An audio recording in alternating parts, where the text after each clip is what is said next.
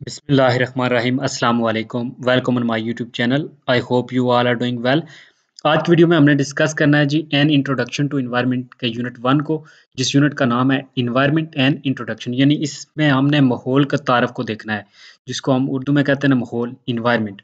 माहौल बेसिकली होता है कि हमारे इर्द-गिर्द जो चीज़ें मौजूद हैं, around us everything is called our environment, कि हमारे इर्द-गिर्द जो भी चीज़ें मौजूद हैं उन सबको हम माहौल कहते हैं। और उसमें अब बेजान चीज़ें भी हैं और जानदार भी हैं। जानदारों में हम सिंपली कह सकते हैं कि प्लांट्स हैं, दूसरे जो एनिमल्स हैं वो सारे आ जाते हैं, बैक्टीरिया वगैरह हैं। और जो है ना नॉन लिविंग में अगर देखा जाए बेजान चीज़ों में, तो उसमें आती है ज़मीन है, पानी है, हवा है, और जो है ना फिर टेम्परेचर है, लाइट है। तो मैं जो टॉपिक्स होंगे इस चैप्टर में, इस यूनिट में, वो एनवायरनमेंट के माहौल क्या है, उसकी डेफिनेशन को हम देखेंगे, फिर हिस्ट्री, देन स्कोप क्या है जो हम एनवायरमेंटल पढ़ते हैं या एनवायरनमेंट का, और इम्पोर्टेंस क्या है एनवायरनमेंट की हमारी लाइफ में। द वर्ल्ड रिस्पॉन्स, और दुनिया का क्या रिस्पॉन्स है एनवायरनमेंट के रिलेटेड। फिर परसेप्शन एंड एटीट्यूडनल चेंजेस के परसेप्शन की वजह से, या फिर जो एटीट्यूड, हमारा जो एटीट्यूड है उसकी वजह से क्या तब्दीलियाँ आ रही हैं एनवायरनमेंट में। तो सबसे पहले बात करते हैं इंट्रोडक्शन की, यानी तारफ़ की, कि एनवायरनमेंट का, माहौल का तारफ़ क्या है। तो आप जो ह्यूमन है वो इनहिबिटेड, इनहिबिटेड का मतलब होता है रहना, मस्कन। तो जो ह्यूमन है वो 2 तरह के एनवायरनमेंट या 2 तरह की दुनिया में रहते हैं, 2 तरह के वर्ल्ड में। एक होता है नेचुरल वर्ल्ड, जिसमें कुदरती तौर पे जो भी चीज़ें हमारे इर्द-गिर्द हैं, जिसमें पौधे आते हैं, प्लांट्स, एनिमल्स हैं, सॉइल है, एयर है एंड वाटर है। यानी ज़मीन है, पानी है, हवा है। ये सारे जो है ना, ये नेचुरल वर्ल्ड में आते हैं, जो billions of years and which we the homo sapiens, homo sapiens जो ह्यूमन बीइंग है, इनका साइंटिफिक नेम है। इंसानों का ये जो साइंटिफिक नेम है वो होमो सेपियंस है। तो ये जो स्पीशीज़ है ये इस माहौल का पार्ट है।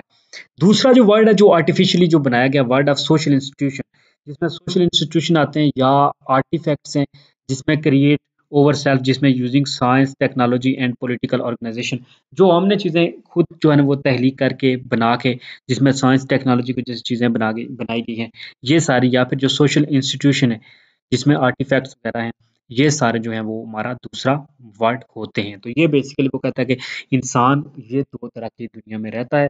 एक जो सिंपली, जिसमें उसने बता दिया है कि नेचुरल है, और दूसरा जो है ना वो जो बनाया जाता है साइंस के थ्रू या टेक्नोलॉजी के थ्रू। देन वो कहता है कि अगर हम चाहते हैं कि ये जो टेक्नोलॉजी है, साइंस है, इसकी वजह से जो चीज़ें एडवांस हो गई हैं, ये इसकी वजह से अल्टर हो गई है और देयर सराउंडिंग, के हमारे जो इर्द-गिर्द की चीज़ें थी वो तब्दील हो रही हैं। तो हमें चाहिए कि हम श्योर करें ये कि सस्टेनेबल जो फ्यूचर है over self of end of future generation, के जो आने वाली जनरेशन है, उनके लिए अगर हम ये चीज़ों को चाहते हैं कि वो पहुँचे, कि जो चीज़ें आज हम यूज़ कर रहे हैं या जो नेचुरल चीज़ें हैं, तो ये इसका बेसिकली चाहिए कि हमें उनको सस्टेनेबिलिटी, यानी अक्लमंदी से, और उनको इस तरह इस्तेमाल करें कि वो रह जाएँ, उनके लिए सेंसिबली और जुडिशली जो है वो हम उनको इस्तेमाल करें। तो ये बेसिकली इंट्रोडक्शन में था। ऑब्जेक्टिव जो है इस यूनिट के, सबसे पहले हमने डिफाइन करना है कि एनवायरमेंटल साइंस है क्या? एनवायरमेंटल साइंस क्या है? बहुत ग्रोइंग फील्ड है आजकल, अभी जो है ना ये बायोलॉजी की, जिसमें एनवायरनमेंट को हम स्टडी करते हैं, रिलेशन क्या है ह्यूमन का एनवायरनमेंट के साथ। इकोलॉजी, इकोलॉजी बेसिकली रिलेशनशिप होता है कि ऑर्गेनिज्म का टू देयर एनवायरनमेंट, क्या ऑर्गेनिज्म का जो इंटरेक्शन या रिलेशनशिप होता है एनवायरनमेंट के साथ, उसको इकोलॉजी कहते हैं। फिर इसकी हम टाइप्स डिफरेंट डिस्कस करेंगे, अंडरस्टैंड करेंगे the scope and importance of environmental science, कि एनवायरमेंटल जो साइंस है इसका स्कोप क्या है और इसकी इंपॉर्टेंस क्या है, अहमियत क्या है।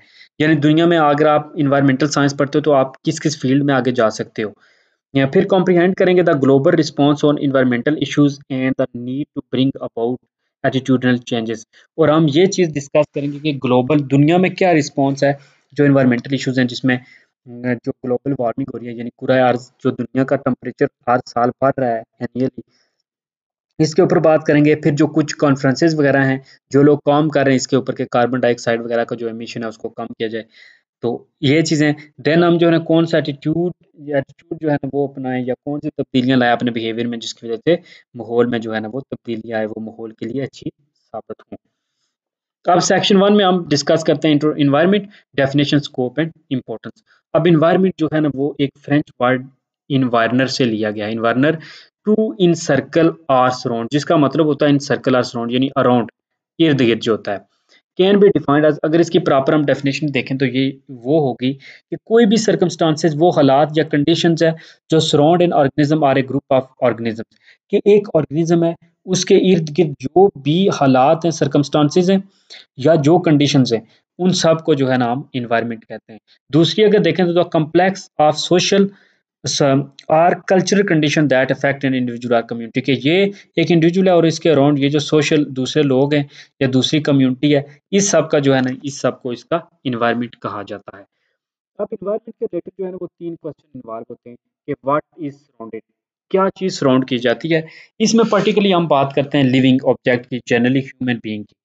व्हाट इज सराउंडेड, कि किस चीज़ को सराउंड किया जाता है, तो हम इसको कहते हैं कि ये ह्यूमन बीइंग के बारे में हम डिस्कस करते हैं कि इंसानों के इर्द-गिर्द को जो है ना वो डिस्कस किया जाता है। बाय व्हाट सराउंडेड, और किस चीज़ ने उसको घेरा हुआ होता है।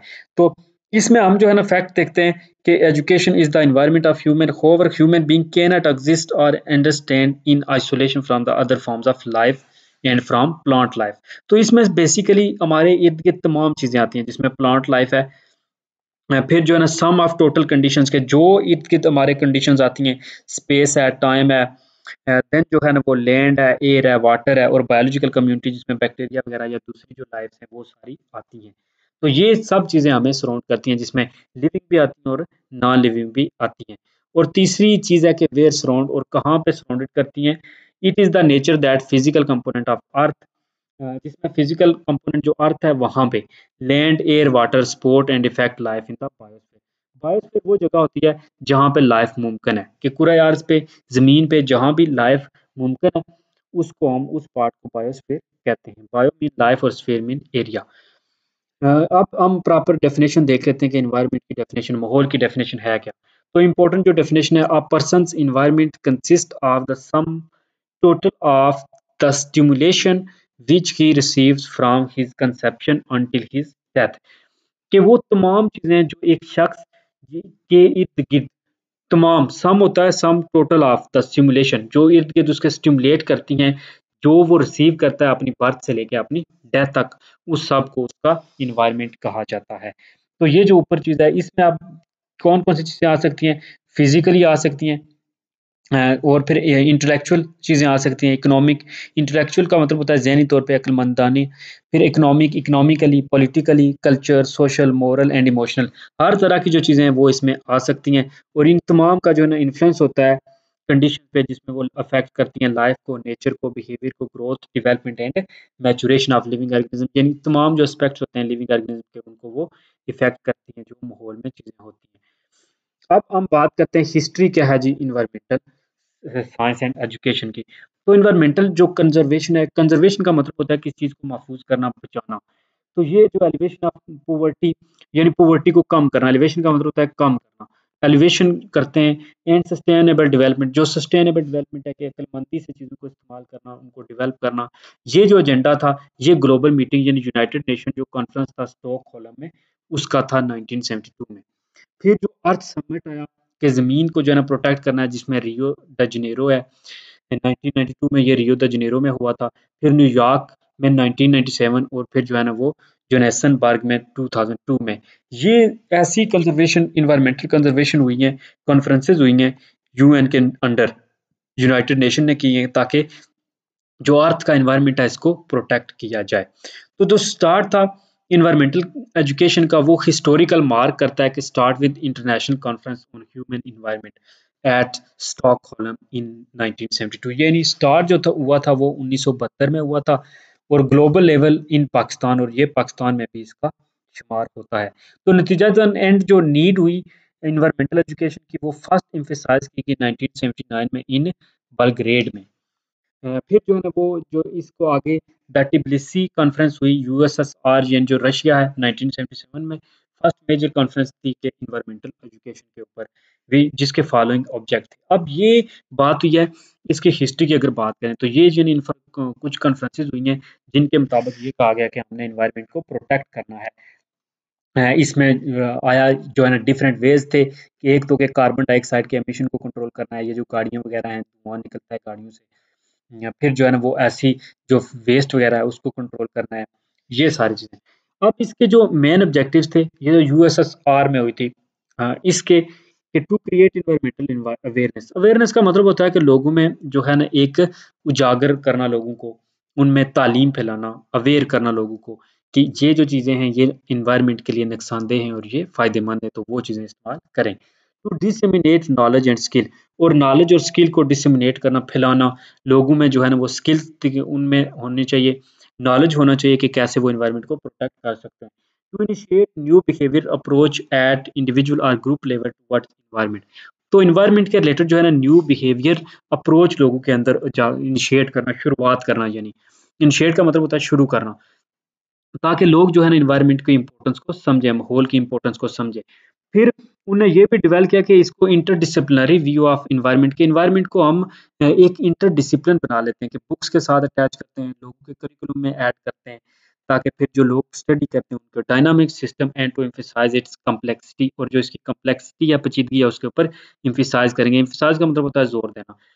फिर उन्हें हेल्प किया promotion of environmentally sound development programme towards sustainable growth, ताकि जो ग्रोथ है वो एनवायरनमेंट की सस्टेनेबल हो और कायम रहे।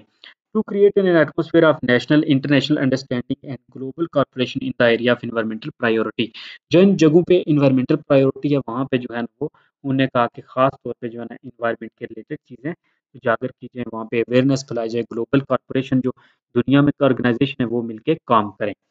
अब ये जो ऑब्जेक्टिव थे ये अचीव किए गए फर्स्टली ब्रिंगिंग, सबसे पहले जो है ना पहला जो फर्स्टली था कि ब्रिंग किया गया positive attitudinal and behaviour change in teachers and students in respect of environmental problems and conservation.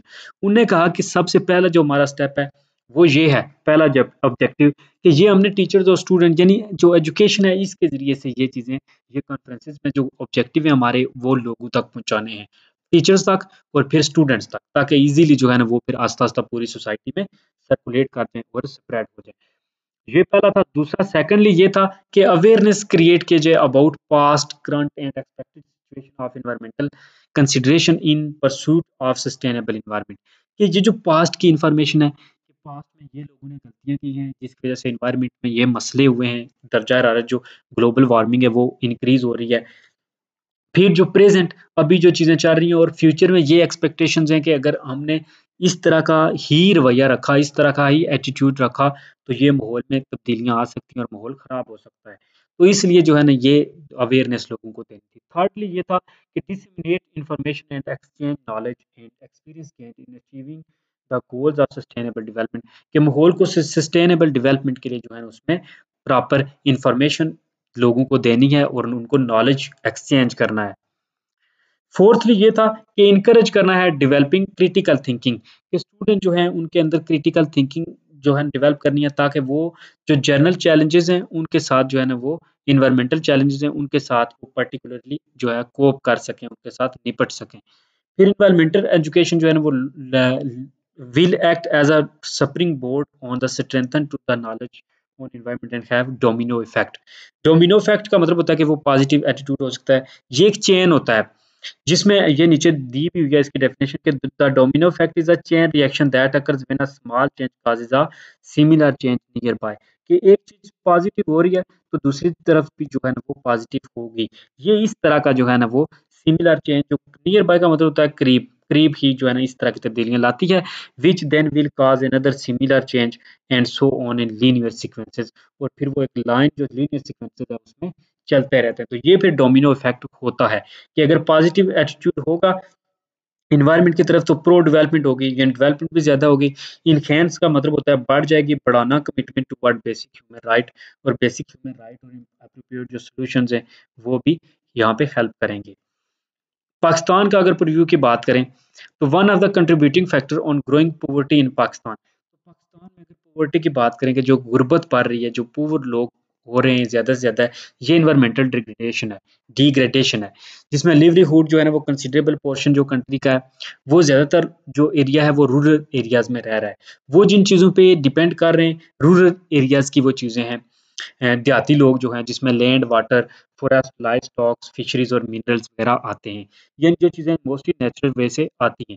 तो जब इन्वायरमेंटल जो इश्यूज़ हैं जिसमें सेफ ड्रिंकिंग वाटर स्कार्सिटी के पानी की कमी है, ऐसा पानी जो सेहत के लिए अच्छा है उसकी कमी है, वाटर पोल्यूशन बहुत ज़्यादा है, डिफॉरेस्टेशन, दरख्त बहुत ज़्यादा काटे जा रहे हैं, लैंड डिग्रेडेशन यानी सॉइल इरोजन हो रही है, ज़मीन तबाह हो रही है, फर्टिलिटी सॉइल जो है वो बैरन हो रही है, बायोडाइवर्सिटी लॉस हो रही है, यानी जो फिशेज़ वगैरह हैं वो फिश जो है ना उनकी डेथ हो रही है, प्लांट्स की डेथ हो रही है, प्लांट जो हैं वो कट किए जा रहे हैं, डिफॉरेस्टेशन हो रही है। तो ये जो रैपिड डिप्लेशन है और डिग्रेडेशन है रिसोर्सेज़ की, यानी वो रिसोर्सेज़ कम हो रहे हैं, इसके जो लिवलीहुड है, इसके ऊपर जो है ना वो बहुत ज़्यादा इम्पैक्ट पा रहे हैं और डिक यील्ड जो है वो डिक्लाइन हो रही है, जो फसलें वगैरह हैं और इनकम और अपॉर्च्युनिटीज़ भी कम हो रही हैं। तो ये पाकिस्तान में पॉवर्टी का मेन रीज़न है, पाकिस्तान की अगर बात करें, क्योंकि ये उसने यहाँ पे टच दे दिया कि जो पाकिस्तान में पॉवर्टी का रीज़न है वो एक ये भी है कि एनवायरमेंटल डिग्रेडेशन है।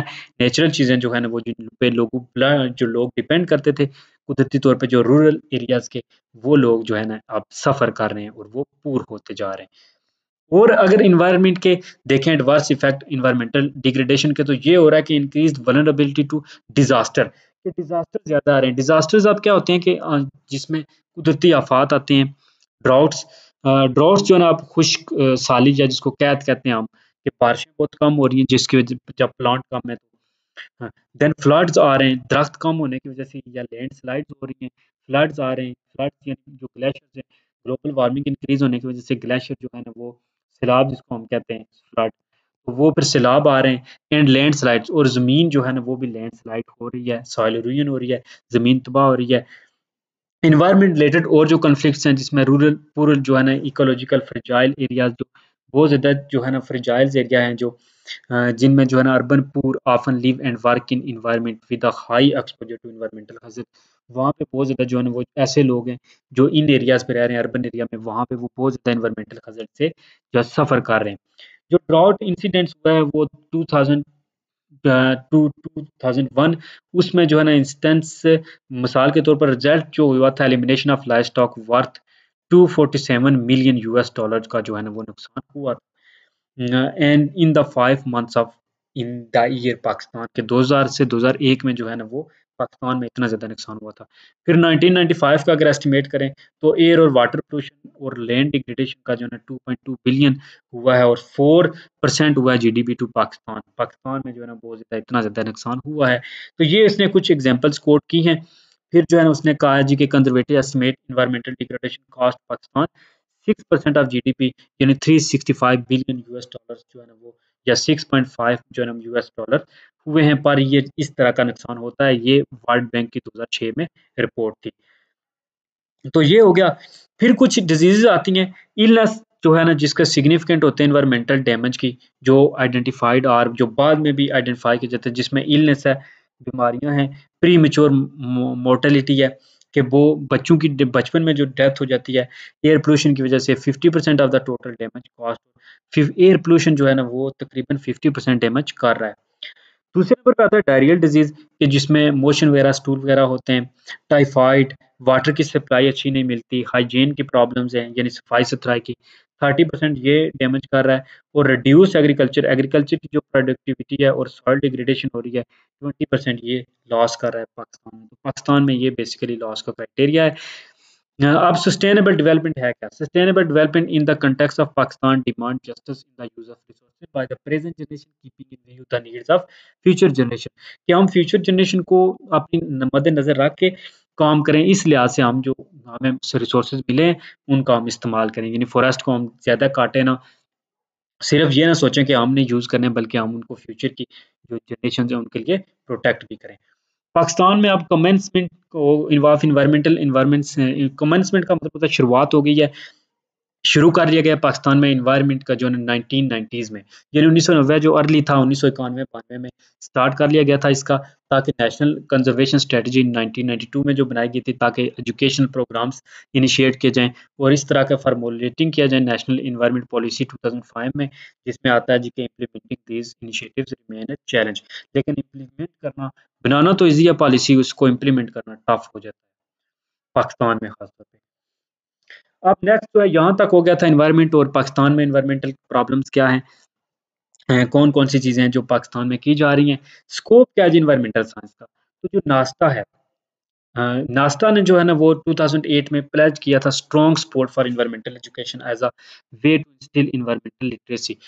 ये इस तरह से, ताकि लोगों के अंदर जो है जो एनवायरमेंटल एजुकेशन है उसको मुतारफ़ किया जाए, लोगों को माहौल के बारे में आगाही की जाए। उन्हें प्रॉपर इसको जो स्कूल का करिकुलम होता है, जो निसाब होता है, उसका पार्ट बनाने का भी सोचा कि इसको निसाब का पार्ट बनाया जाए, ताकि जो फ्यूचर्स है, फ्यूचर इन्वायरमेंटल फ्रेंडली एक्टिविटीज जो सिटीजन है वो उसकी एक बेस बनाई जाए ताकि वो माहौल के रिलेटेड काम करें। तो कुछ जो यूनिवर्सिटी थी वो स्पेशल प्रोग्राम भी ऑफर करती है जिसमें एनवायरमेंटल साइंस है, इंजीनियरिंग मैनेजमेंट में 1980s और 90s में। वो तो ये आस्ता-आस्ता ये ट्रेंड इंक्रीज़ हुआ और जो 21st सेंचुरी है उसमें और स्पीड ओवर हो गया। स्प्रेड जो डेकेड के साथ एजुकेशनल जो एनवायरमेंटल एजुकेशन और अवेयरनेस है पाकिस्तान में, वो इमैच्योर और रीसेंट ही जो है ना वो रही।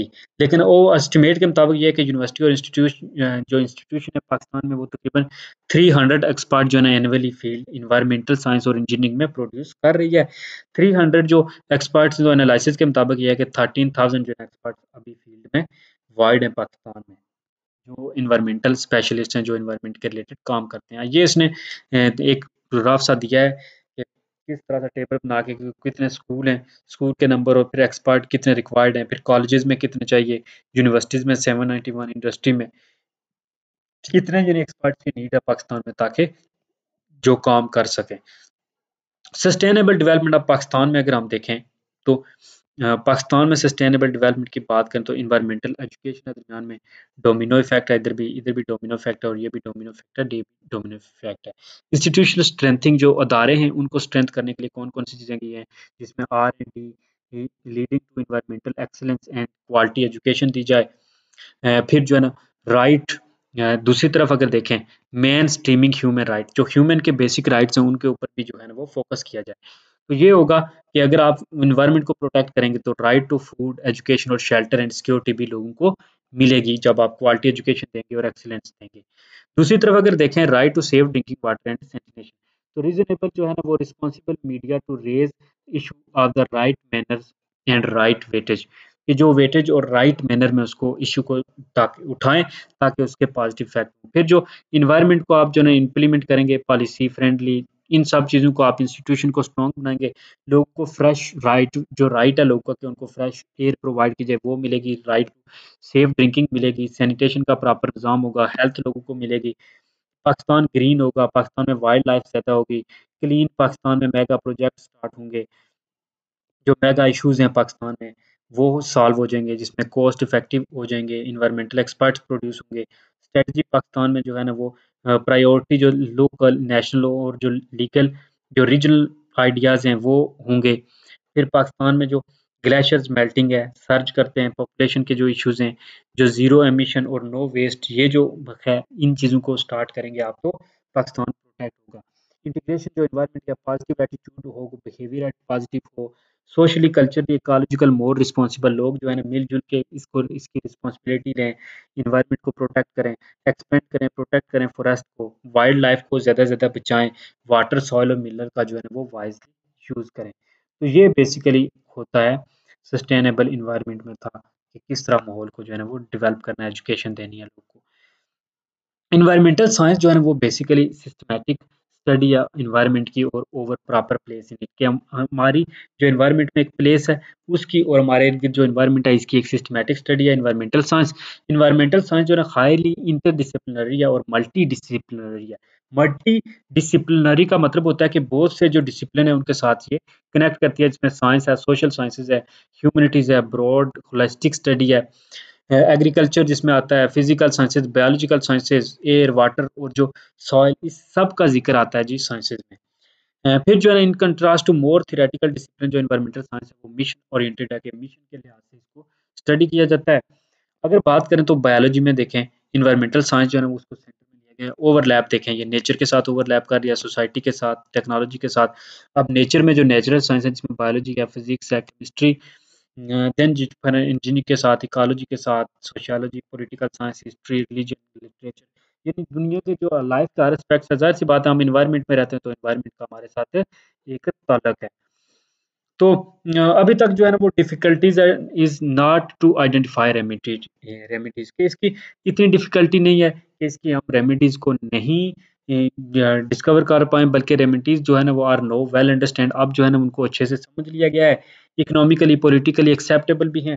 फ़ॉरेस्टर जो है ना वो जानते हैं कि प्लांट ट्रीज़ जो है ना उनको हम प्लांट करेंगे लेकिन but not how to establish लेकिन वो ये नहीं जानते कि किस तरह एस्टैब्लिश करें condition under which villagers in developing countries can manage plantations for themselves and also know to protect and preserve it.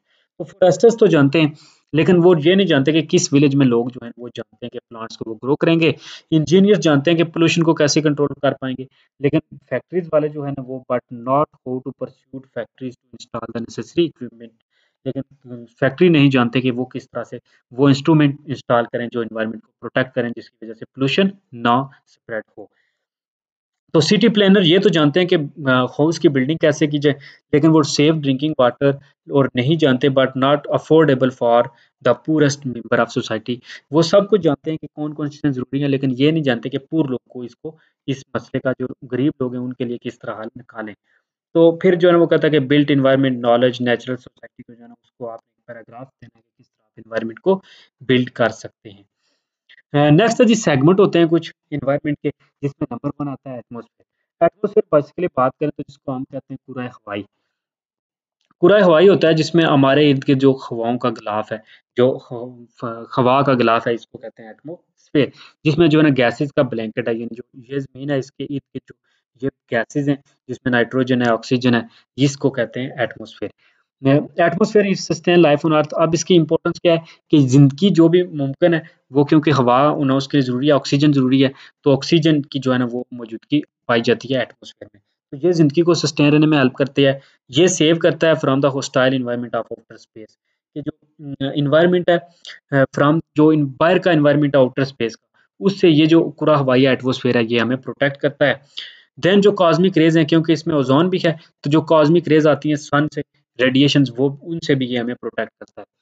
इसमें आप जो है ना ट्रांसमिट ओनली हियर जो अल्ट्रा वायलेट रेडिएशंस हैं जिसमें रेड रेडिएशंस है 300 टू 2500 नैनोमीटर्स हैं। फिर रेडियो वेव्स हैं जिनकी 0.14 टू 40 मीटर होती है। और इन सब को जो है ना वो गुज़रने देती है और जो अल्ट्रा वायलेट होती हैं, जो नुकसानदेह होते हैं हमारे लिए, उनको ये स्टॉप कर देती है। इस एटमॉस्फेयर में जो है ना डिफरेंट गैसेज़ पाई जाती हैं जिसमें नाइट्रोजन है, ऑक्सीजन है और कुछ जो है ना वो ट्रेसेस मिक्दार में भी गैसेज़ पाई जाती हैं। ये होता है पहला एनवायरनमेंट का पार्ट एटमॉस्फेयर। दूसरा आता है हाइड्रो। हाइड्रो का मतलब होता है वाटर, H2O। यानी ये ऐसा है ज़मीन के ऊपर जहाँ भी पानी पाया जाता है जितना भी अब उसमें ओशंस हैं, सीज़ हैं, लेक्स हैं, रिवर्स हैं, स्ट्रीम्स हैं, रिज़र्वोइर्स हैं जहाँ पे पानी को स्टोर किया जाता है, पोलर आइस कैप्स हैं, ग्लेशियर्स हैं और ग्राउंड वाटर है। जिस हाल में वाटर पाया जाता है उस सब पोर्शन को ज़मीन के को एटमॉस्फेयर को हाइड्रो जो है ना वो स्फीयर कहते हैं। तकरीबन 97% जो है ना वाटर पाया जाता है, जो ओशंस वगैरह हैं 2% जो है ना वो पाया जाता है मोस्टली लॉक किया जाता है, जो बर्फ वगैरह है उसमें, आइस कैप्स में और 1% जो होता है ना वो फ्रेश वाटर है जो हमें पीने के लिए भी हम यूज़ करते हैं और बाकी जो नदी नालों में बहता है। तो ये था हाइड्रोस्फीयर। नंबर 3 पे आता है लिथोस्फीयर। लिथो का मतलब होता है रॉक्स, पत्थर। तो ये जो है ना पत्थरों के रिलेटेड है कि जो सॉलिड अर्थ है वो उसका मेंटल आउटर जो मेंटल है अर्थ का उसको लिथोस्फीयर कहते हैं। इसमें जो है ना मिनरल्स वाले आते हैं, अर्थ क्रस्ट आता है, minerals, organic matter, air and water. Next है बायोस्फीयर। बायो का मतलब होता है लाइफ कि ज़मीन का वो पोर्शन जहाँ पे लाइफ मुमकिन है। उसको जहाँ पे लिविंग ऑर्गेनिज़म्स हैं उनका इंटरेक्शन एनवायरनमेंट से होता है एटमॉस्फेयर, हाइड्रोस्फीयर और लिथोस्फीयर के साथ होता है। ये बायोस्फीयर है, लिविंग ऑर्गेनिज़्म के लिए। तो ये थे एनवायरनमेंट के element. Elements of environment. Environment जो है ना कंस्टिट्यूट है, आप इसमें सिस्टम है फिजिकली भी आ सकते हैं, बायोलॉजिकली भी। फिजिकली जो चीज़ें जिसमें आती हैं जी बेसिकली रॉक्स, सॉइल्स और क्लाइमेट वगैरह। बायोलॉजिकली जो लिविंग चीज़ें आती हैं जिसमें प्लांट्स हैं, एनिमल्स हैं और ह्यूमन बीइंग है। यहीं से हम देख लेते हैं। नंबर 1 पे आता है फिजिकल। फिजिकल में वो चीज़ें आती हैं जिसमें स्पेस है, लैंड फॉर्म्स है, वाटर्स है, bodies, climate, solids, soils, rocks, minerals वगैरह जो है ना ये फिजिकल चीज़ें आती हैं जिनको हम फिजिकली टच कर सकते हैं। दूसरे नंबर पे आते हैं बायोलॉजिकल एनवायरनमेंट जिसमें प्लांट्स हैं, एनिमल्स हैं, माइक्रो ऑर्गेनिज़्म हैं, जो ज़िंदा चीज़ें हैं। तीसरे नंबर पे आते हैं कल्चरल एलिमेंट्स। कल्चरल एलिमेंट्स में आते हैं जिसमें लोग मिल-जुल के जिसमें काम करते हैं, जिसमें इकोनॉमिक है, सोशल है, पॉलिटिकल एलिमेंट्स हैं। ये एसेंशियली मैन मेड फीचर्स होते हैं कल्चरल। इम्पोर्टेंस क्या है एनवायरमेंटल साइंस की? तो एनवायरमेंटल साइंस की अगर इम्पोर्टेंस की बात करें तो ये हमें ये जो एनवायरमेंटल की स्टडी है ये हमें इनलाइट करती है, इम्पोर्टेंस बताती है कि हमने एनवायरनमेंट को कैसे प्रोटेक्ट करना है, कंजर्वेशन बताती है कि हमने किस तरह एनवायरनमेंट को कंजर्व करना है। फिर जो है ना present great number of environmental जो इश्यूज़ हैं जो ग्रोन किए गए हैं, डे बाय डे जो है ना वो ह्यूमन की सर्वाइवल को चैलेंज कर रहे हैं। इनके बारे में हम स्टडी करते हैं, हमें ये सजेशन प्रोवाइड करता है, सॉल्यूशन प्रोवाइड करता है और एनवायरनमेंट जो है ना फॉलोइंग रीज़न की वज़ह से सिग्निफिकेंस बहुत अहमियत हासिल कर गया है। Environmental issues being of international importance. जो भी इंटरनेशनल एनवायरमेंटल इश्यू हैं वो इंटरनेशनली जो है ना उनके पास उनकी इम्पोर्टेंट है।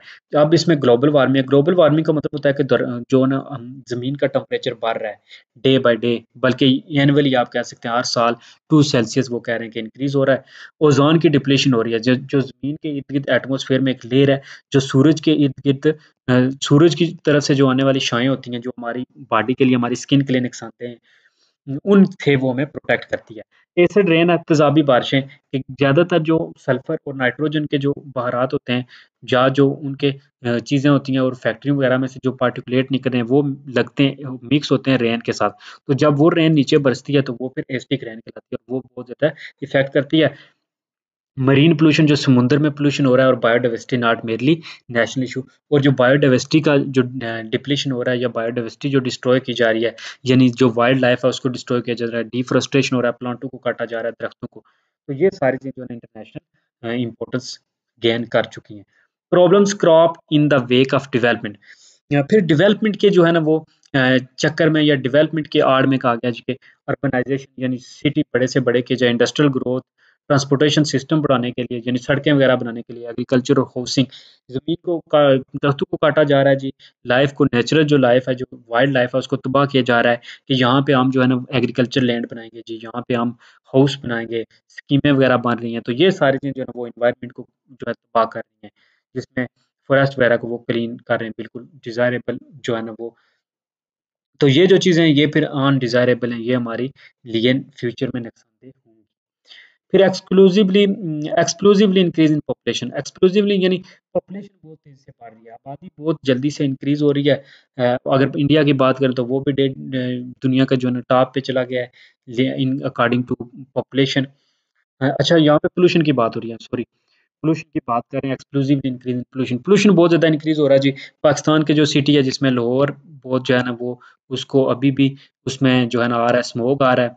बहुत ज़्यादा जो है ना सर्दियों में, ख़ास तौर पे विंटर में स्मोक रहता है, जो बहुत ज़्यादा डेंजरस है। रेस्पिरेटरी डिज़ीज़, या जो हमारे साँस लेने के अमल की जो डिज़ीज़ हैं उनमें, इंडिया में बहुत ज़्यादा है। इंडिया के जो भी बड़े सिटी हैं दुनिया में, उनमें जहाँ पे पॉपुलेशन ज़्यादा है, वर्ल्ड पॉपुलेशन इंक्रीज़ हो रही है, इस वज़ह से पोल्यूशन भी इंक्रीज़ हो रहा है। तो वो सॉइल की सैलिनिटी डैमेज कर रहा है, सॉइल का स्ट्रक्चर डैमेज कर रहा है, एग्रीकल्चर जो एक्टिविटीज़ हैं उनको डैमेज कर रहा है। Need for an alternative solution, हमें चाहिए कि हमें, ये ज़रूरी है, इम्पोर्टेंट है कि हमें इन सब का अल्टरनेट सॉल्यूशन चाहिए होगा। एक गोल है कि हम अल्टीमेटली एक ट्रू जो है ना वो goal of development and environmentally sound and sustainable development के, एनवायरनमेंट के बारे में, या एनवायरनमेंट की डेवलप के बारे में हम सोचेंगे। कॉमन जो गोल है वो तमाम सिटीज़न का, ऑफ ओवर अर्थ की ज़मीन के जितने सिटीज़न हैं दुनिया में, उन सब का ये गोल है कि हम एनवायरनमेंट को प्रोटेक्ट करें। फिर हमें ये गोल डिसाइड करना होगा कि डेवलपिंग वर्ल्ड, जो दुनिया के डेवलप कंट्री हैं, वो वेस्टफुल जो सोसाइटी है, it is from the over consuming wasteful society of the developed world. ये जो डेवलप वर्ल्ड है उसकी जो ना वो एक goal distance from the developing country के, डेवलपिंग कंट्री का जो एक अलग गोल है in the matter, it is from the over consuming wasteful society के, जो वेस्टफुल सोसाइटीज़ हैं उनका ओवर कंज्यूमिंग की वजह से है। Need to save humanity and extinction, कि ह्यूमैनिटी को सेव किया जाए, ज़रूर है कि इंसानियत को बचाया जाए फ्रॉम एक्सटिंक्शन के, ज़रूर इंसानियत ख़त्म हो रही है। Consequent to over activities constricting the environment and depleting the biosphere in the name of development, कि हम डेवलपमेंट के नेम पे जो है ना वो बहुत सी जो बायोस्फीयर है, ये उसको कम कर रहे हैं, बायोडाइवर्सिटी को कम कर रहे हैं, जो ज़िंदा चीज़ें हैं उनको कम कर रहे हैं, तो इंसानियत भी बाकी रहनी चाहिए। Need for wise planning of development, हमें अक्लमंदी से जो है ना वो चीज़ों को डेवलप करना चाहिए, अक्लमंदी से सिंक्राइज़्ड करना चाहिए। सस्टेनेबल जो है ना, sustenance of in the environment, environment की कायम रहने के लिए हमें कोशिशें करनी चाहिए। नीड फॉर पब्लिक अवेयरनेस होनी चाहिए। पब्लिक लोगों को जो है ना गाइड करें, उनको कि जो डिग्रेड हो रहा है, एनवायरनमेंट के लिए नुकसानदेह है, ये जो हम पोल्यूशन, जो गाड़ियाँ यूज़ करते हैं, धुआँ जो गाड़ी छोड़ती है, फिर जो है ना कार्बन डाइऑक्साइड इंक्रीज़ हो रहा है फैक्ट्रीज़ वगैरह में। तो ये सारी चीज़ें वो पब्लिक अवेयरनेस भी होनी चाहिए। ग्रोइंग पॉपुलेशन अब एक बहुत बड़ा मसला है। क्योंकि जो है ना वो ओवरऑल 7 जो है ना वो अब बिलियन होने वाली है, बल्कि 8 बिलियन तक जाने वाली है आबादी। तो 160 मिलियन जो है ना वो ग्रोइंग में है, बाकी दुनिया के जो है ना वो अंडर डेवलप्ड जो कंट्रीज़ हैं वहाँ पे ज़्यादा आबादी है। तो पॉपुलेशन जो है ना वो बढ़ रही है, जिसकी वजह से जो है ना वो इंक्रीज़ हो रही है पॉल्यूशन वगैरह, और पॉवर्टी इंक्रीज़ हो रही है। तो पहला हो गया ग्रोइंग पॉपुलेशन, के पॉपुलेशन बहुत ज़्यादा बढ़ रही है, एक्सक्लूसिवली बहुत ज़्यादा आबादी इंक्रीज़ हो रही है, पॉवर्टी इंक्रीज़ हो रही है, कि बहुत ज़्यादा जो दुनिया की कंट्री है वो पुअर हो रहे हैं। आफ्टर कोरोना जो है ना वो बहुत इसने इफ़ेक्ट किया है। दुनिया के रिसोर्सेज़ जो है ना वो लेस हो रहे हैं, आबादी बढ़ रही है, रिसोर्सेज़ कम पड़ रहे हैं। लोगों के जो है ना वो फूड नहीं पूरी हो रही, शेल्टर, फ्यूल ये सारी चीज़ें वो लोगों के लिए जो उनकी नीड्स हैं, बेसिक नीड्स नहीं पूरी हो रही। ज़्यादातर लोग जो हैं वो पुअर हैं, चाइल्ड जो है ना वो अर्नर हैं, वो बच्चों को जो है ना वो काम पे लगाया गया है, लेबर कर रहे हैं। एग्रीकल्चर जो ग्रोथ है वो सस्टेन करनी होगी equivalent with the method of sustain and increase agriculture growth without damaging the environment. Environment को डैमेज किए बगैर हमें जो है ना वो एग्रीकल्चर ग्रोथ करनी होगी। ये अदरवाइज जो है ना वो जो हाई यील्ड है वो हमें नुकसान जो है ना yield cost soil salinity and damage to the physical structure of soil. Next है need to restore ground water resource के जो ग्राउंड वाटर रिसोर्स है उनको हमें रिस्टोर करना होगा।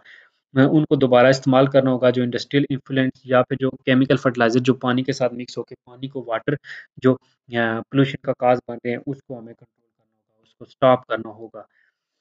फिर डेवलपमेंट एंड फॉरेस्ट डेवलपमेंट देखनी होगी। फॉरेस्ट जो पाकिस्तान में है, वो बहुत कम है, श्रिंक किए जा सिकुड़ रहे हैं, कम हो रहे हैं आस्ता-आस्ता डिफ़ॉरेस्टेशन की वज़ह से। तो हमें चाहिए होगा कि हम लोगों के अंदर अवेयरनेस फैलाएँ, उनको नॉलेज और स्किल सिखाएँ और इंक्रीज़ की जाए, ज़्यादा से ज़्यादा प्लांटेशन की जाए, प्लांट वेस्ट से जो है ना वो किया जाए। डिग्रेडेशन ऑफ लैंड, लैंड की डिग्रेडेशन हो रही है। कॉज़ेज़ जो मेजर कॉज़ हैं जिसमें पुअर इरिगेशन है, ड्रेनेज प्रैक्टिस है, ड्रेन भी कम की जा रही है जी, डिफ़ॉरेस्टेशन हो रही है, ओवर ग्रेज़िंग की जा रही है, वाटर की स्कार्सिटी है, पानी बहुत कम है, ड्राउट खुश्की हो रही है, माइग्रेशन बहुत ज़्यादा है, परमानेंट सेटलमेंट जो है ना वो फिर इंटेंसिफ़ाई ऑफ एग्रीकल्चर, एग्रीकल्चर के बारे में इंटेंसिफ़िकेशन है, फ्लडिंग हो रही है, पॉपुलेशन प्रेशर और प्रिवेलिंग पॉवर्टी है, ये जो है ना लैंड को डिग्रेड कर रहा है। डेज़र्टिफ़िकेशन यानी बहुत सी लैंड जो है ना उसको डेज़र्ट में तब्दील किया जा रहा है। दरख्त वगैरह काट के फिर जो है ना लैंड बिल्कुल सैराह में तब्दील हो रही है, सॉइल रुइन हो रही है, यानी ज़मीनी कटाव हो रहा है। क्या क्यों इस ज़मीनी कटाव का ये वजह है कि वो फ्लड आ रहा है या फिर जो है ना दरख्त काटे जा रहे हैं जिसकी वजह से फर्टिलिटी ऑफ सॉइल जो है ना वो रैपिडली डिप्लीट हो रही है, कम हो रही है। जो सॉइल में न्यूट्रिएंट्स चाहिए होते हैं एनपीके जिसमें नाइट्रोजन है, फास्फोरस है और पोटेशियम है, एनपीके तो ये डिक्रीज़ हो रहे हैं इनका लेवल। माइक्रो न्यूट्रिएंट्स कुछ जो ज़मीन में माइक्रो न्यूट्रिएंट्स होते हैं जो प्लांट की ग्रोथ के लिए इंपॉर्टेंट है वो जिसमें ज़िंक, बोरॉन और आयरन है उसकी भी कमी हो रही है। रीओरिएंटेशन ऑफ इंस्टीट्यूशन इंस्टीट्यूशन जो अदारे हैं यूनिवर्सिटीज़, कॉलेज वगैरह एटीट्यूड उनका एटीट्यूड जो है और इंफ्रास्ट्रक्चर है वो जो है ना इतना एप्रिसिएशनेबल नहीं है कि उसको एप्रिशिएट किया जाए। तो ये सारी चीज़ें जो है ना वो डैमेज कर रही हैं एनवायरनमेंट को, ये तब्दीलियाँ सारी, ये चीज़ें। Reduction of genetic diversity reduce हो रही है, जो वाइल्ड लाइफ है, जो चीज़ें जैसे मार्कोर देखें आप पाकिस्तान का जो है ना नेशनल एनिमल है उसको जो है ना वो हंट किया जा रहा है, उसका शिकार किया जा रहा है। नेशनल पार्क बनाने चाहिए ताकि जो नेशनल लाइफ है उसको प्रोटेक्ट किया जाए, बायोस्फीयर रिज़र्व किए जाएँ, जो ज़िंदगी है, बायोस्फीयर जो प्लांट्स वगैरह हैं, जो एनिमल्स हैं उनको प्रोटेक्ट किया जाए। कॉन्सिक्वेंसेस ऑफ अर्बनाइज़ेशन नताइज हैं जी अर्बनाइज़ेशन के जो शहरों को बढ़ाया जा रहा है, इंक्रीज़ किया जा रहा है सिटी लाइफ़ को, लोगों को लोग मोस्टली जो है ना वो शिफ्ट हो रहे हैं सिटी लाइफ़ की तरफ। तो इनएडिक्वेट and inferior and crowded housing यानी बहुत ज़्यादा हजूम लग रहा है, घर बहुत ज़्यादा बन रहे हैं। पुअर पब्लिक सर्विसेज बहुत पुअर हैं डिपार्टमेंट जिसमें फायर, पुलिस वगैरह जो है ना fire brigade, police, water sanitation यानी वापटा वाले ये सारे जो है ना वो बहुत स्लो हैं। Water management, waste management, increase crime rate बहुत बढ़ रहे हैं अर्बनाइज़ेशन की वजह से। इनएडिक्वेट ट्रांसपोर्ट सिस्टम जो है ना वो नामुनासिब है। Air and water population population नहीं होगा बल्कि यहाँ पे पोल्यूशन होगा। तो आउटडेटेड पॉपुलेशन यानी पॉपुलेशन की वज़ह से जो है ना आउटडेटेड पॉपुलेशन यानी जो पॉपुलेशन है वो आउटडेटेड है। Technologies and makeshift facilities divide of any provision of treating their waste लोग वेस्ट से जो है ना उसको ट्रीट नहीं कर पा रहे हैं क्योंकि लोग टेक्नोलॉजी से जो है ना इतने आउटडेटेड हैं, इतने उनसे आगाह नहीं हैं। फिर इंडस्ट्रियल जो वेस्ट वगैरह है वो जो है ना एनवायरनमेंट को तबाह कर रहा है। ये सारी चीज़ें जो है ना ये हमने डिस्कस की environmental problems. Types of environment हैं जी। तो जो अकॉर्डिंग टू कोर्ट लेविन जो था उसने एनवायरनमेंट कहा जी कि एनवायरनमेंट 3 तरह का होता है। एक फिजिकल एनवायरनमेंट है जिसमें हमने लैंड की बात की, सॉइल की बात की, ये वाटर, एयर हो गया। सोशल एंड कल्चर एनवायरनमेंट होता है जिसमें पॉलिटिकली, इकोनॉमिकली आता है। तीसरा होता है साइकोलॉजिकली कि मेंटली जो एक बंदे का एनवायरनमेंट होता है। अब हम इन तीनों को एक्सप्लेन करते हैं। पहला होता है फिजिकल एनवायरनमेंट। फिजिकल एनवायरनमेंट में आता है जियोग्राफिकल चीज़ें कि जिस जियोग्राफी, क्लाइमेट, वेदर या फिजिकल कंडीशन में आप रह रहे हैं, हमारे इर्द-गिर्द जो चीज़ें हैं। अब जो कोल्ड कंट्रीज़ हैं जो हम ठंडे ममालिक है, जहाँ पे यूरोपियन कंट्रीज़ आती हैं, जहाँ पे बहुत ज़्यादा जो है ठंडक होती है, उनमें जो है ना एशियंस, अफ्रीकन कंट्री हैं, जो वार्मर कंट्रीज़ हैं, ऑफ़न हैव डार्कर कम्प्लेक्शन, वहाँ पे डार्कर लोग ज़्यादा होते हैं। और जो कोल्ड कंट्री है, वहाँ पे जो है ना लोग जो है ना उनके फेयर, लाइटर यानी कम्प्लेक्शन होते हैं। दूसरे नंबर पे फ़िज़ीक देखें इंडिविजुअल की, तो डिपेंड करती है क्लाइमेट कंडीशन पे, कि उनकी जो बॉडी होती है वो क्लाइमेट कंडीशन पे डिपेंड करती है, और जो इंडिविजुअल होते हैं वो उस एनवायरनमेंट में एडजस्ट करना चाहते हैं। Human working efficiency also depend on climatic condition, और इंसानों की जो वर्किंग कैपेसिटी होती है वो भी क्लाइमेटिक कंडीशन पे डिपेंड करती है, कि अगर ज़्यादा सर्दी हो तो ज़ाहिर-सी बात है आप उतना काम नहीं कर सकते। अगर मौसम नॉर्मल हो तो आप अच्छा काम कर सकते हैं, और अगर आपको मॉडरेट टेम्परेचर या एक जो मुनासिब टेम्परेचर मिले तो आप अच्छे से काम कर सकते हैं, तो ये रीज़न है। दूसरे नंबर पे आता है सोशल एनवायरनमेंट। सोशल एनवायरनमेंट जो है ना, इसमें इन इकोनॉमिक आता है, पॉलिटिकल कंडीशंस आती है जहाँ पे लोग रह रहे हैं, ये भी डिपेंड करती है। मोरल कल्चर और जो इमोशनल फोर्सेस होती हैं, ये भी इन्फ्लुएंस करती हैं इंडिविजुअल के बिहेवियर को। फिर साइकोलॉजिकली होती है कि मेंटली वो बंदा कितना रिलैक्स है। साइकोलॉजी बेसिकली स्टडी होती है मेंटल प्रोसेसेस की। तो ये भी जो इंडिविजुअल एक्स जिस सिचुएशन में वो काम कर रहा है, वहाँ पे कुर्ट लेविन ने कहा आज के इस टर्म को life space for explaining psychological environment. जो साइकोलॉजिकल एनवायरनमेंट होता है कि वो बंदा मेंटली कैसा है, उसको मेंटली जो है ना वो प्रॉपर उसको एडिक्वेट एनवायरनमेंट मिल रहा है, साइकोलॉजिकल एनवायरनमेंट भी होना चाहिए। स्ट्रक्चर नेक्स्ट बात करते हैं, तो ये जो है ना कोर्ट, अगर आ जाए कोर्ट लेविन के जो है ना एनवायरनमेंट के कितने जो है ना वो पार्ट थे, तो वो हम डिस्कस किए, 3 थे। जो है ना फिजिकली, देन जो है ना सोशली और साइकोलॉजिकली। स्ट्रक्चर एनवायरनमेंट की बात करें तो एनवायरनमेंट का स्ट्रक्चर बायोलॉजिकली भी होता है और फिजिकली भी होता है। अब जो है ना इसमें लिविंग भी आते हैं और नॉन लिविंग भी। फिजिकल एनवायरनमेंट में आते हैं जी नॉन लिविंग थिंग्स। इसको आगे 3 चीज़ों में डिवाइड किया गया है, सॉलिड जिसको हम ठोस कहते हैं, लिक्विड जिसको माया, और गैस गैस होता है 3। सॉलिड कोई सख्त चीज़ जैसे पत्थर हो गया, लिक्विड में पानी, और गैस में जो है ना गैस आ गई, जैसे हमारे इर्द-गिर्द एनवायरनमेंट है। और ये जो फॉलोइंग है ये 3 स्फीयर्स प्रेज़ेंट करते हैं, जिसमें लिथोस्फीयर है जिसमें सॉलिड्स हैं, पत्थर वगैरह रॉक्स जिसको हम कहते हैं, या माउंटेन्स हैं। हाइड्रोस्फीयर है जिसमें वाटर आता है, और एटमॉस्फेयर है जिसमें गैसेज़ आती हैं, हवा वगैरह, एयर जो है ना एटमॉस्फेयर में आती है। तो ये एनवायरमेंटल के जो है ना बेसिक टर्म्स है, जिसमें लिथोस्फेरिक एनवायरनमेंट है, जिसमें पत्थर वगैरह आते हैं, रॉक, सॉलिड, अर्थ, हाइड्रोस्फेरिक जिसमें वाटर आता है, और एटमॉस्फेरिक जिसमें गैसेस आती हैं। अब इसमें हम जो साइंटिस्ट ने इसको क्लासिफाई किया नीचे आगे यूनिट्स में, स्पेशल स्केल्स में, जिसमें माउंटेन्स एनवायरनमेंट आता है, glacier environment, plateau environment and coastal environment में उसने डिवाइड किया है। तो बायोलॉजिकल जो है ना एनवायरनमेंट, ऊपर उसने जो बात की है वो फिजिकल की बात की है। दूसरा नंबर पे आता है बायोलॉजिकल एनवायरनमेंट, जिसमें लिविंग चीज़ आती हैं, प्लांट जिसको फ्लोरा कहते हैं, और एनिमल जिसको फौना कहते हैं। ये फ्लोरा जो है ना जिसमें प्लांट्स तमाम पाए जाते हैं, और जो एनिमल है उसमें यानी जो फौना है उसमें तमाम एनिमल पाए जाते हैं। फिर सोशल एनवायरनमेंट और इकोनॉमिक एनवायरनमेंट, जो इकोनॉमिक के रिलेटेड है, माशियत के, फिजिकल, सोशल, ये सारी चीज़ें हैं। The physical man, physical man जो है ना एक ऑर्गेनिज्म है ऑफ द पॉपुलेशन और कम्युनिटी, के एक पॉपुलेशन या बायोलॉजिकल जो कम्युनिटी, जैसे एक मैं हो गया, बस एक इंसान, उसकी नीड जो बेसिक एलिमेंट्स होते हैं हैबिटाट के, वो उसने कहाँ रहना है, उसको हवा चाहिए, सांस लेने के लिए वाटर चाहिए, पीने के लिए और फूड, ये उसकी बेसिक नीड्स हैं। तो ये बायोलॉजिकल जो अदर बायोलॉजिकल पॉपुलेशंस हैं, he release waste in the ecosystem, और बाकी जो है ना इसके बावजूद वो वेस्ट को रिलीज करती हैं एनवायरनमेंट में। सोशल मैन, सोशल मैन जो है ना वो फॉलोइंग फंक्शन परफॉर्म करता है, वो सोशल इंस्टीट्यूशन एस्टेब्लिश करता है, इकोनॉमिक, लोगों के साथ पॉलिटिकली जो है ना वो। दूसरा फार्मिंग सोशल ऑर्गेनाइजेशन बनाता है, इंस्टीट्यूशन बनाता है, दायरे बनाता है, ऑर्गेनाइजेशन बनाता है, लॉ और प्रिंसिपल और पॉलिसीज फॉर्मुलेट करता है जो पॉलिटिक्स में आते हैं, फिर सेफ गार्ड देता है existence interest and social welfare का जो है ना वो ख्याल रखता है। इकोनॉमिक मैन जो होता है वो इकोनॉमिक जो है ना स्किल्स वगैरह पे बेस करता है, टेक्नोलॉजी पे फोकस करता है लोग, ताकि उनकी इकोनॉमी को इंक्रीज किया जाए।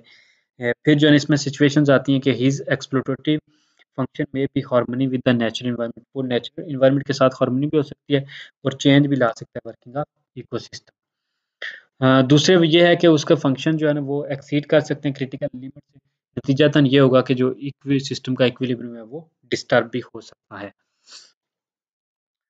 इसमें अब जो है ना कुछ असेसमेंट के लिए क्वेश्चन भी दिए गए हैं, जिसमें एनवायरनमेंट को डिफाइन करें, इंपॉर्टेंस क्या है एनवायरमेंटल साइंस की, डिफरेंशिएट करें फिजिकल और बायोलॉजिकल एनवायरनमेंट, यानी फिजिकल जो एयर लैंड है उसको, बायोलॉजिकली जो लिविंग चीज़ें हैं जिसमें आते हैं, प्लांट्स हैं, एनिमल्स हैं। फिर why environmental sciences, thought as multidisciplinary इसलिए क्योंकि ये हर साइंस से जो है ना वो रिलेटेड है। सेक्शन 1.2 है जी इसकी कि वर्ड रिस्पॉन्स क्या है इसके बारे में। अच्छा, तो वर्ड रिस्पॉन्स यानी आलमी जो रद्द अमल है वो क्या है। अब आलमी रद्द अमल की बात करें तो जो इंटरनेशनल है वो अपॉर्चुनिटीज़ बढ़ गई हैं कि आप इजीली एक जगह से दूसरी जगह ट्रैवल कर सकते हैं, कम्युनिकेशन इजी हो गया है इंटरनेट वगैरह कॉल फोन्स की वजह से। आप उन जगहों पे जा सकते हैं जहाँ पे आपके पेरेंट्स और ग्रैंड पेरेंट्स नहीं जा सकते थे, जो जिनको वो नहीं जानते थे वहाँ पे हम ट्रैवल कर सकते हैं, विजिट कर सकते हैं। मार्शल जो मक लुहन है, उन्होंने 19 जो सेंचुरी है इसमें दुनिया को एक ग्लोबल विलेज के तौर पे काम कहा है। ग्लोबल विलेज यानी जैसे हम एक विलेज में रहते हैं, एक दूसरे के साथ इंटरेक्ट कर सकते हैं वेरियस वे से। इसी तरह जो है ना पूरी दुनिया अब एक विलेज बन गया है जिसमें लोग एक दूसरे से कनेक्ट कर सकते हैं, एक दूसरे से राब्ता कर सकते हैं। तो उन्होंने कहा जी कि हमारी अटेंशन जो है ना वो शिफ्ट हो रही है कि हम questions of preserving particular landscapes और preventing pollution of a specific watershed और एयरशेड। क्या अब हमारी जो है ना वो ये चीज़ें भी हम एक दूसरे से क्वेश्चन भी करते हैं और ये चीज़ें भी आ गई हैं कि हम कैसे इन्वायरमेंट को प्रोटेक्ट कर सकते हैं, कैसे जो लैंडस्केप्स हैं उनको प्रोटेक्ट कर सकते हैं और कैसे पोल्यूशन से प्रिवेंट कर सकते हैं, स्टॉप कर सकते हैं पोल्यूशन को। तो ये ताकि जो about life support system of the whole planet for the instance के सब मिसाल के तौर पे जो है ना ये जो हमारे प्लेनेट पे लाइफ को सपोर्ट करते हुए जो सिस्टम है एटमॉस्फेरिक केमिस्ट्री है, reducing the natural variety of organisms, degrading ecosystems in A way could have devastating effect, जिसके बहुत ज़्यादा जो है ना वो खतरनाक इफेक्ट हैं जिनकी वजह से जो हम वाइल्ड लाइफ को कम कर रहे हैं, डिक्रीज कर रहे हैं। तो both on human and all other life form के ये चीज़ें जो कि सारी हैं ये ह्यूमन और तमाम जो एनवायरनमेंट है उसके ऊपर इफ़ेक्ट भी रखती हैं। तो हमने इसको प्रोटेक्ट भी करना है। परसेप्शन और एटीट्यूडनल जो हैं चेंजेस को देखें तो एटीट्यूड जो है या जो हमारे बिलीव्स हैं वो दुनिया में जो है ना वो डीपली कंडीशनड हैं बाय ओवर एथिकल पर्सपेक्टिव के जो हमारा एथिकल पर्सपेक्टिव है उस लिहाज से। लोग का जो एटीट्यूड होता है वो basically ecology depend upon what they think about themselves in relation to the things around them. तो लोग बेसिकली जो अपने बारे में सोचते हैं इसी लिहाज से वो दूसरे उनका जो आइडिया होता है, जो ओपिनियन होता है, वो जो अपने इर्द-गिर्द चीज़ें होती हैं उनका मुताबिक होता है। इसमें बेसिकली हम इस सेक्शन में यही डिस्कस करेंगे और लोगों के जो रिलीजियस पर्पसेस हैं, जो रिलीजियस बिलीव्स हैं उनको हम डिस्कस करेंगे। तो टुडे जो एनवायरमेंटल क्राइसिस हैं जो सेकुलर या रिलीजियस स्कॉलर्स हैं वो underlying philosophical causes of man rapacious attitude toward the his environment के रिलेटेड जो लोगों का बिहेवियर है वो रिलीजियस और स्कॉलर जो है कुछ इस तरह बयान करते हैं। जो रिसर्चर्स हैं वो इन्वॉल्व करते हैं look at root philosophies affecting the human outlook and interaction with the world के लोगों का जो दुनिया के साथ जो इंटरेक्शन है वो एक रिलीजन शेयर या फिर religion create attitude that led to the violation and damage of nature के उस लिहाज से भी कुछ लोग डैमेज कर रहे हैं। थ्रू आउट हिस्ट्री जो है ना बहुत से कल्चर ह्यूमन के जो पर्टिकुलरली इंपॉर्टेंट है सेकुलर जो ह्यूमैनिटीज हैं वो क्लेम ये करती हैं कि जो we are unique because of over intelligent foresight and creativity. जो सेकुलर लोग हैं वो ये कहते हैं कि हम इस वजह से यूनिक हैं क्योंकि हमारे पास एक तो अक्ल है, इंटेलिजेंस है, फोरसाइट है, हम दूरंदेशी करते हैं और क्रिएटिविटी है, हम क्रिएट कर सकते हैं चीज़ों को। तो ये जो व्यू है इस अचीवमेंट के मुताबिक हमने आर्ट, म्यूज़िक और जो है साइंस को किया है और अदर जो इंसानों के राइट्स, वैल्यूज़ हैं वो सारी चीज़ें। फिर जो रिलीजन है वो रिलीजियस ह्यूमन जो है वो बिलीव करते हैं कि we have unique place in creation. ये अल्लाह के मुताबिक हम यूनिक क्रिएशन है यानी इंसान जो है ना वो अशरफुल मखलूक़ात हैं, वो domination of nature and domain है, यानी वो डोमिनेट करते हैं। तो इस लिहाज से an influential and debatable proper entitle the historic root of over ecological crisis कि जो the historic root of ecological crisis जो लिन वाइट ने कही थी उन्होंने एक जो बिब्लिकल वर्स है उसको स्टेट किया और उसमें उन्होंने कहा कि be fruitful and multiply and replenish the earth and subdue it and have dominion over the fish of the sea and over the fowl of the air and every living thing the that moved upon the earth के जो ज़मीन पे चीज़ें घूम रही हैं वो उस सब के ऊपर उसको डोमिनेट किया गया है। तो उन्होंने ये क्लेम किया बेसिकली जो लिन था वाइट उसने क्लेम किया कि ये अपॉर्चुनिटी दी गई है मैनकाइंड को कि वो नेचर को यूज़ करें, एक्सप्लॉइट करें। जिन जो चीज़ें बनाई गई हैं ज़मीन पे वो सारी उनको इस्तेमाल भी कर सकते हैं और उनको एक्सप्लॉइट कर सकते हैं। तो इस एनालिसिस के मुताबिक ये कहा गया। फिर कुरान की एक आयत है जी कि अल्लाह ने कुरान में कहा जी कि वेयर दे लॉर्ड सेड, जब अल्लाह ने फरिश्तों से कहा था कि मैं जो है ना I am about to create a mortal out of mire, कि मट्टी से मैंने जो है ना एक इंसान बनाना है, and when I have fashion, और मैं जब उसको बना लूँ, एंड ब्रीथ, और उसको अपनी स्पिरिट से जो है ना वो ब्रीथ उसमें सांस भरूं या रूह दूं, then fell down before him, तो उसको सजदा करो। तो ये फिर कुरान में कहा गया।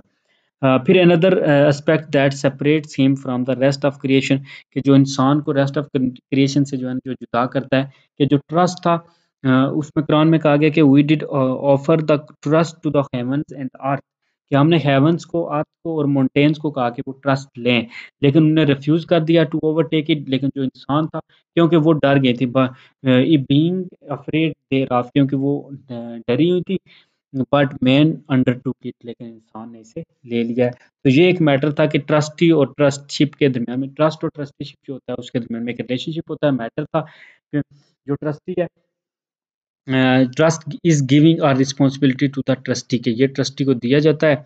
अदरवाइज में जो गार्डियन होता है after trust have a high degree of freedom and accompanying responsibility, जो जिसको दिया जाता है वो उसको यूज भी कर सकता है और मिस यूज भी कर सकता है। तो ये बेसिकली यहाँ पे कहा गया है।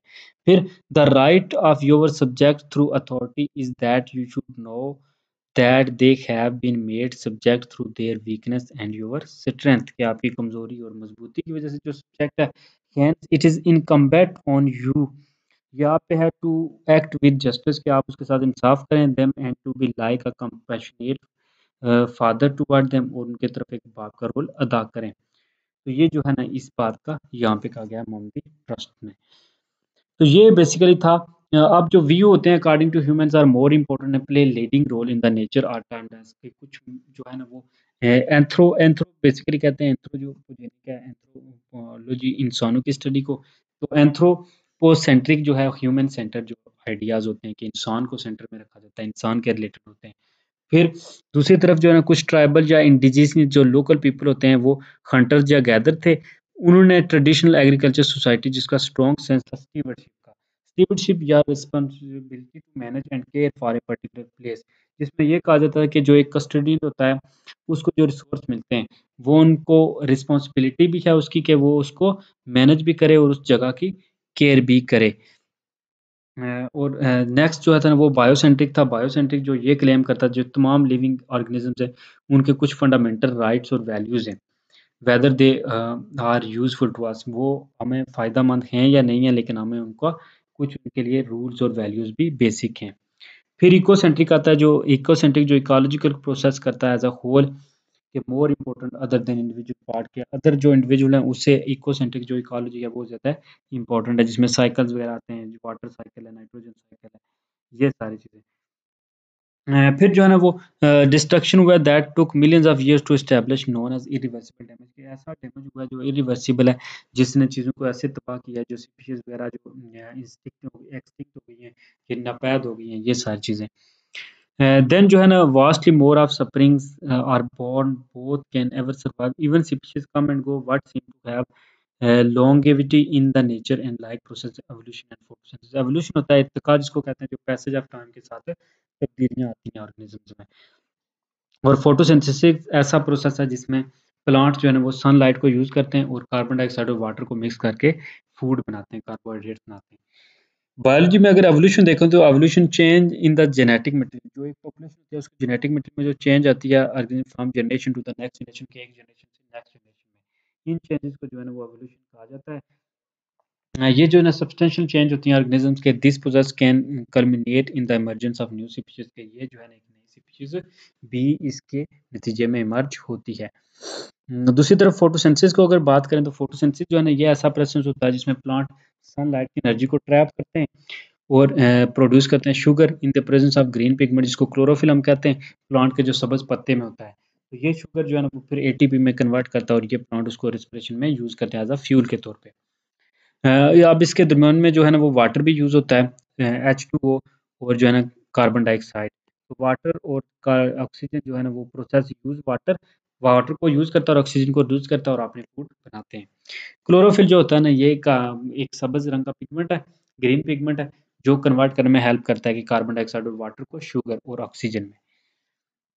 हाँ, तो नतीजे में बनते क्या हैं, 6 मॉलिक्यूल जो होते हैं ना वो कार्बन ऑक्सीजन के बनते हैं और जो है ना वो पहले तो 6 मॉलिक्यूल वाटर और जो है ना 6 मॉलिक्यूल कार्बन डाइऑक्साइड के मिक्स किए जाते हैं, तो ये बनाते आगे हैं जी एक शुगर मॉलिक्यूल, ये C6H12O6 ऑक्सीजन के 6 मॉलिक्यूल। अब एक और टर्म भी है जिसको इको फेमिनिज़्म कहा जाता है। ये बेसिकली इसलिए इस्तेमाल की जाती है कि जो सोशल या पॉलिटिकल मूवमेंट जो फेमिनिज़्म है, ये जो औरतों के हक़ के बारे में वो लड़ाई लड़ते हैं, जो ऑर्गेनाइज़ेशन है, वो और जो एनवायरमेंटल है, ये एनवायरमेंटलिज़्म और फेमिनिज़्म जो है ना, वो इकट्ठे काम करें, मिल के काम करें और एनवायरनमेंट के बारे में सोचें।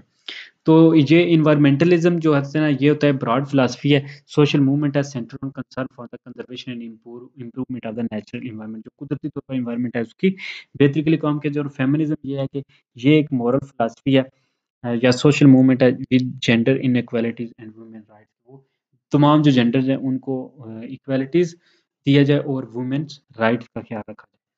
फिर इको जो फेमिनिस्ट हैं वो आर्ग्यू करते हैं जी कि रिलेशनशिप एग्जिस्ट करता है between the operation of women and the degradation of the nature, के अगर वुमेन की ऑपरेशन होगा तो ऑटोमेटिकली जो है नेचर का डिग्रेडेशन होगा।